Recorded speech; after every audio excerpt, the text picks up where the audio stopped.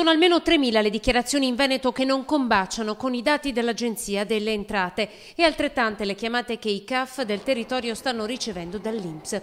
Impossibile dunque fare in autonomia, soprattutto per chi ha avuto più di un rapporto di lavoro durante l'anno o un periodo di cassa integrazione. Abbiamo moltissimi fallimenti in corso, abbiamo l'INPS che paga in ritardo e stiamo cercando di recuperare per questi lavoratori delle dichiarazioni in mezzo dall'INPS, in mezzo dai fallimenti eccetera, sempre per il ragionamento che dicevo prima, per portare a casa se possibile 365 giorni di lavoro, di copertura e quindi di sconto fiscale. Abbiamo visto delle situazioni in cui se noi confermavamo il 730 presente sul sito dell'Agenzia delle Entrate c'erano 700-800 euro di diversità.